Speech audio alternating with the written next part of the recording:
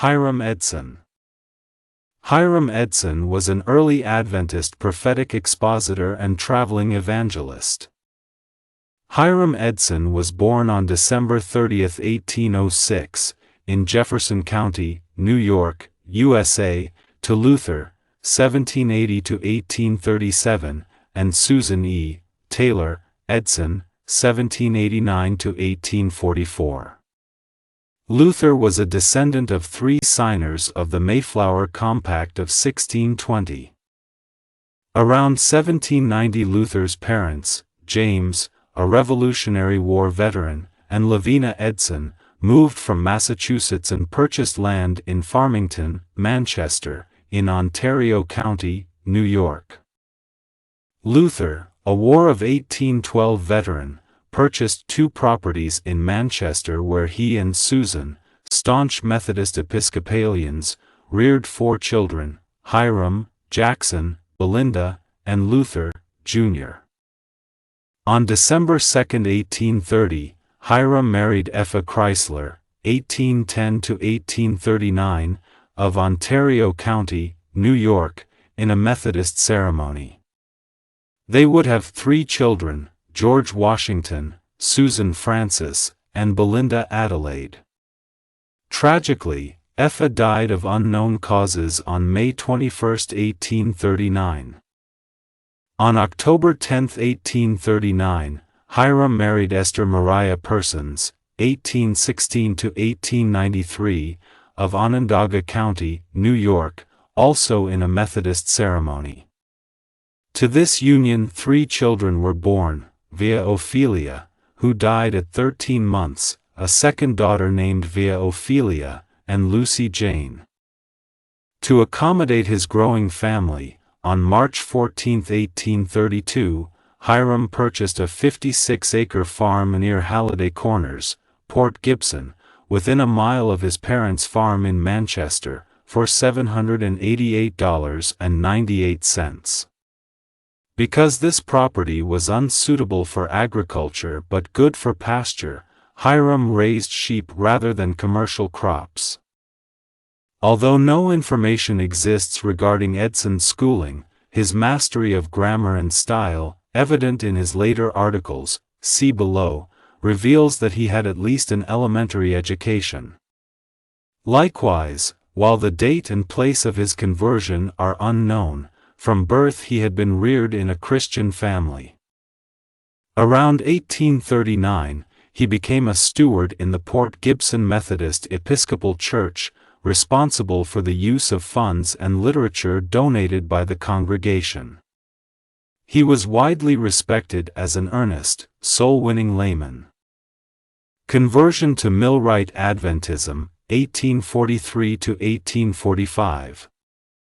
In the summer of 1843, when the Millwright Adventist preachers Joshua Himes, Charles Fitch, and Thomas Berry held tent meetings in Rochester, New York, Edson attended these services and read their paper The Glad Tidings of the Kingdom at Hand.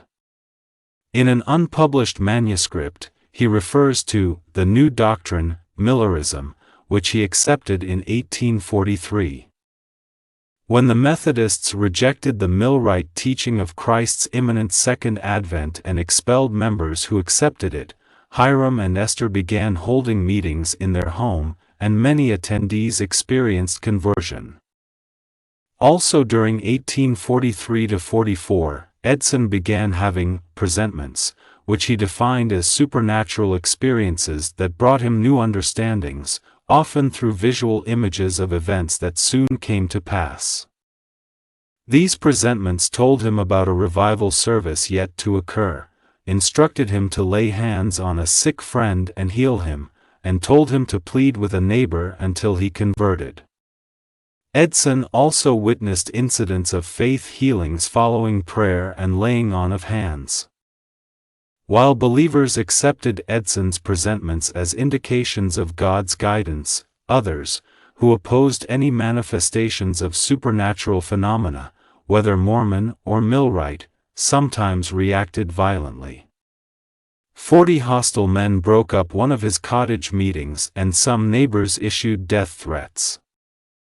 For their safety, the Edson family moved to a rented farm near Centerport. Following the Great Disappointment of October 22, 1844, Edson was devastated. "Our fondest hopes and expectations were blasted," he wrote, "and such a spirit of weeping came over us as I never experienced before. It seemed that the loss of all earthly friends could have been no comparison. We wept, and wept, till the day dawned." On October 23, after praying with friends in his granary for understanding, Edson and Owen Crozier, a millwright friend, cut through a cornfield to comfort their disappointed friends.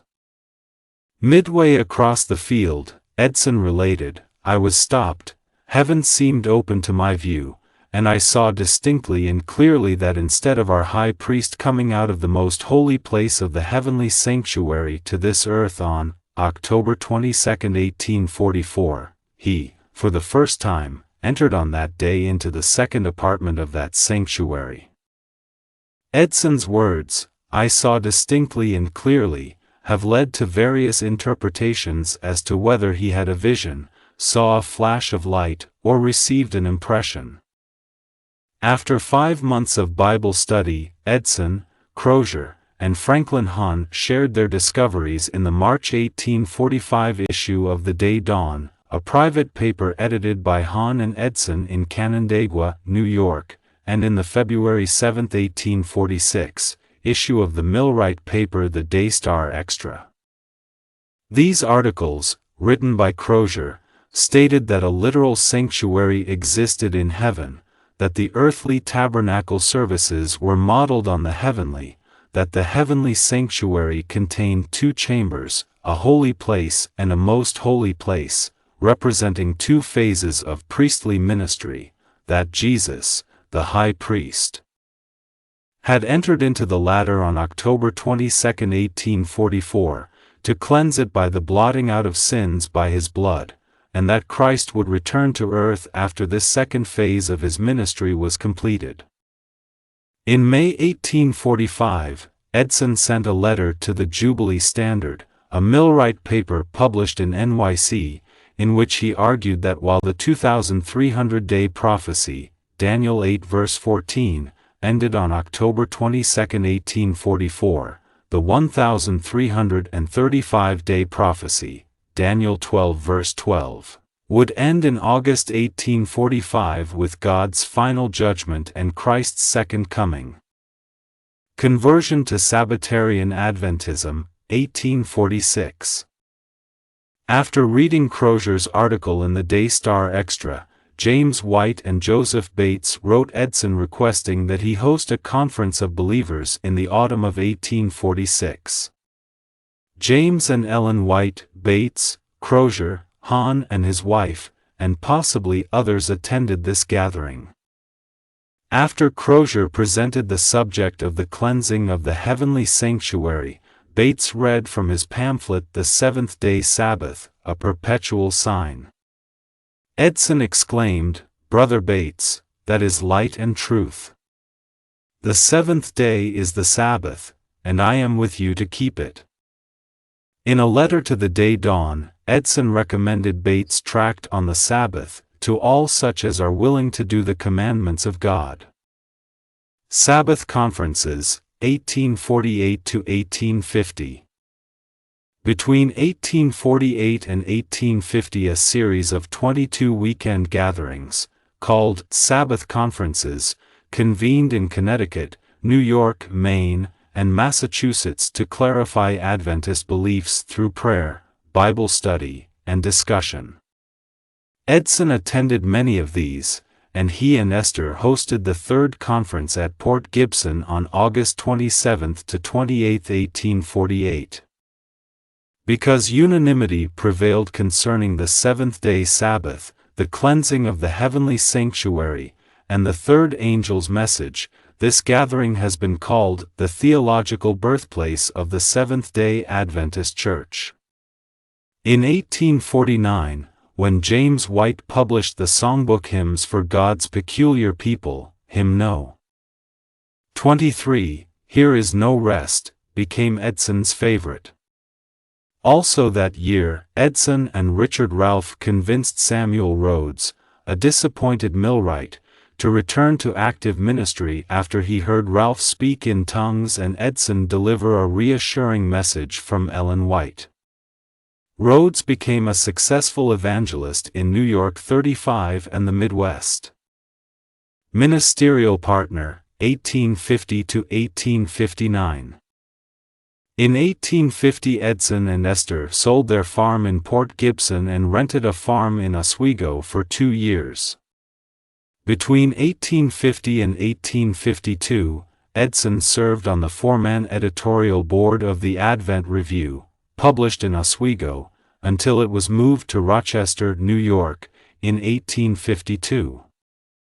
In that year, the family purchased a farm in Port Byron, selling it a few months later for $3,500 and donating $650 to James White to buy a Washington hand press for the Review in Rochester.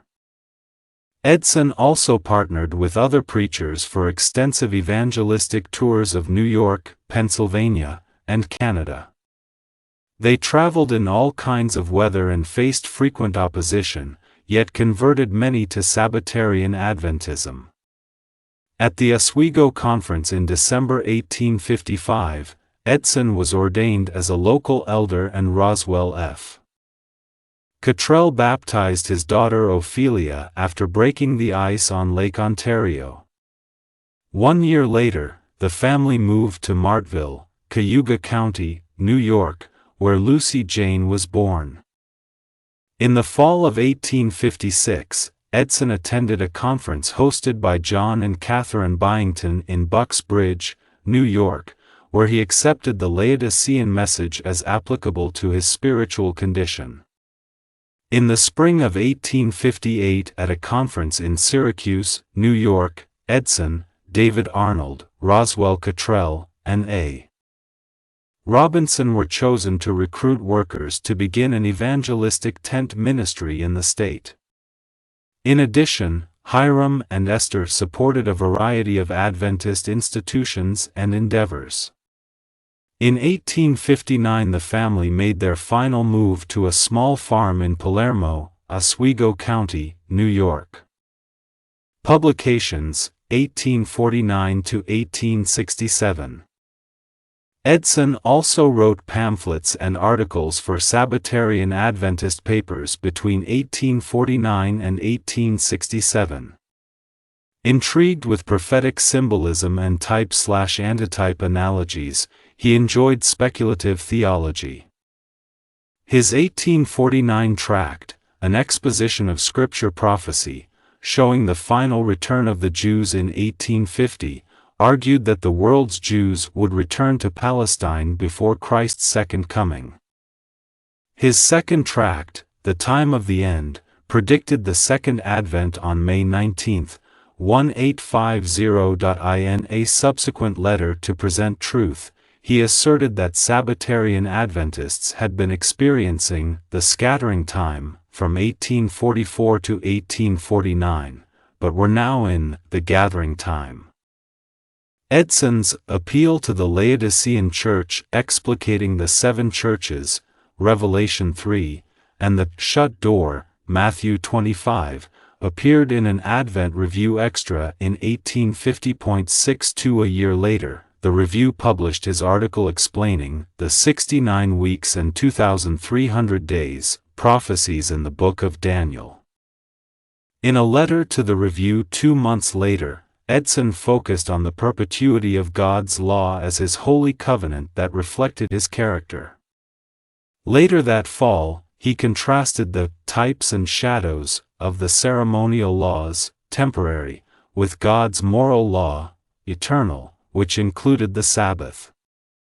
His three-part series on the Ten Commandments of God in 1852 discussed the 144,000, the time of trouble, the Sabbath, and the little horn, papacy. 4 years later, in a 7-part series entitled The Times of the Gentiles, Edson shared his unique interpretation of the 2,520-year prophecy, 723 B.C.-1798 AD, regarding the rise of Mystery Babylon, paganism, the formation of American republicanism, the destruction of the papacy, and the resurgence of Protestantism prior to Christ's second advent. Edson's shortest article, Daniel Standing in His Lot, in 1857 briefly focused on the time of judgment, which began on October 22, 1844, when Christ entered the most holy place in the heavenly sanctuary. Apart from brief letters and reports to the Review concerning his activities, Edson wrote only one other article for the church paper, The Shortening of the Days, in 1867, focusing on several type/antitype analogies between Old Testament individuals and events and 19th-century fulfillments. Other accomplishments, 1860 to 1876. In 1861 Edson helped organize the Roosevelt, New York, SDA Church. But during the 1860s, as Edson's health declined from physical prostration, colds, typhoid fever, and nervous debility, James White and J. N. Andrews appealed for funds to send him to Dr. James Caleb Jackson's water cure in Dansville, New York. After months of hydrotherapy treatments, rest, and a vegetarian diet, his health improved and he adopted the health reform diet. Following his recovery, he attended the fifth session of the New York, Pennsylvania Conference in 1866, at which he received a ministerial license.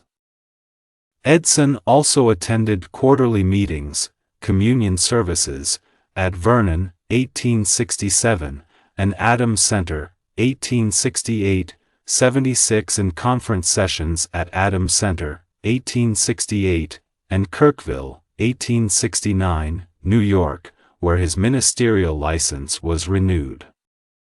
In 1870 at Oneida, New York, Edson received ministerial credentials as an ordained minister of the New York, Pennsylvania Conference.